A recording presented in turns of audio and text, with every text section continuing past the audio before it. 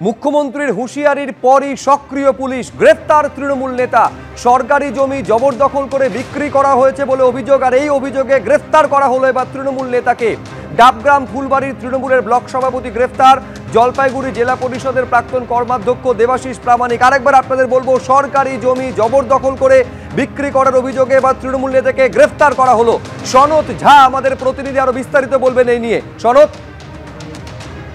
দেখো সুব্রজিৎ, এটা হচ্ছে বিকেল বেলা সিআইডির একটা বিশেষ টিম এই দেবাশিস প্রামাণিককে কিন্তু বাড়ির থেকে ডাকেন, ডেকে দীর্ঘক্ষণ জেরা করে পুলিশ কমিশনার অফিসে জেরা করার পর রাত 9টা নাগাদ তাকে গ্রেফতার করা হয়েছে।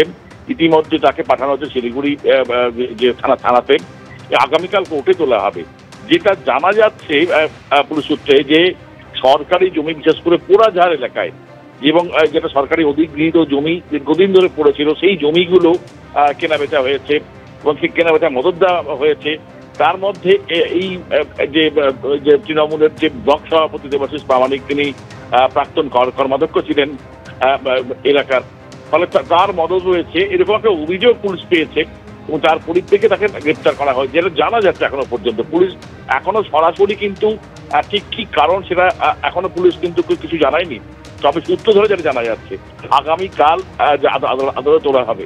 ফলে আজকে এই যে গ্রেপ্তারি দেবাশিস প্রামাণিকের, সেটা কিন্তু অনেকটাই চাঞ্চল্য ছড়িয়েছে শিলিগুড়িতে। শুভজিৎ, সঙ্গে থাকো। আমি আরেকবার আপনাদের বলবো যে মুখ্যমন্ত্রীর হুঁশিয়ারির পরই সক্রিয় পুলিশ, গ্রেফতার তৃণমূল নেতা।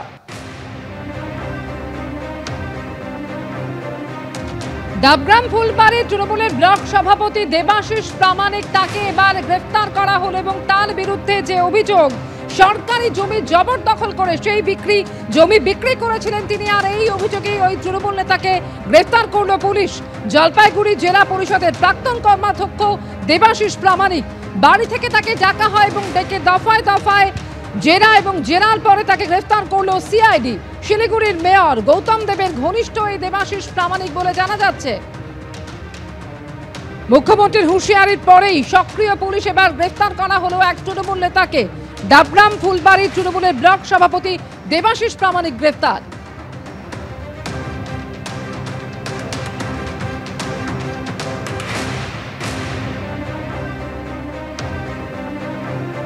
আপনারা জানেন যে মুখ্যমন্ত্রী রীতিমতন ক্ষোভ প্রকাশ করেছিলেন, ধমক দিয়েছিলেন কার্যত, এবং তারপরই তৎপরতা পুলিশের তরফে, এবং এটা পর্যন্ত বলেছিলেন মুখ্যমন্ত্রী যে জবরদখল করে বিক্রি করে দেওয়া হচ্ছে একেবারে ডাবগ্রাম ফুলবাড়ির নাম করে। কিভাবে ল্যান্ড মাফিয়ারা, জমি মাফিয়ারা, তাদের একটা গ্রুপ সেখানে সক্রিয়, তাই নিয়ে ক্ষোভ প্রকাশ করেছিলেন 24 তারিখে।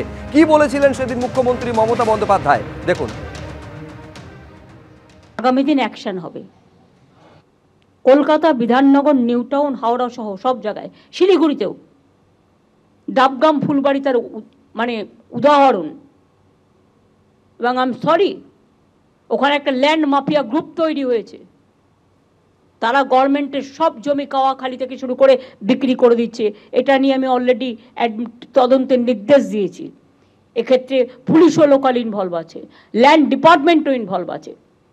বিএলআরওদের নামে শুনতে শুনতে শুনতে শুনতে আমি বহুবার বলেছি, আগের ল্যান্ড সেক্রেটারি স্মার্কিকে অনেকবার বলেছি। ইলেকশনের আগে জল নিয়ে প্রবলেম হলো না, ইলেকশনের সময় প্রবলেম হলো না। ইলেকশনের সময় তার মানে এটাকে সাপ্রেস করে রাখা হয়েছিল। একমাত্র ডাবগ্রাম ফুলবাড়ি কি এমন করেছে? কিচ্ছু করেনি। জমি দখল করেছে যারা, তারা ভোটটা দিয়েছে টোটাল বিজেপিকে। জমি মাফিয়াদের গ্রুপ, স্টেটের টাকা এসব বরদাস্ত করা হবে না।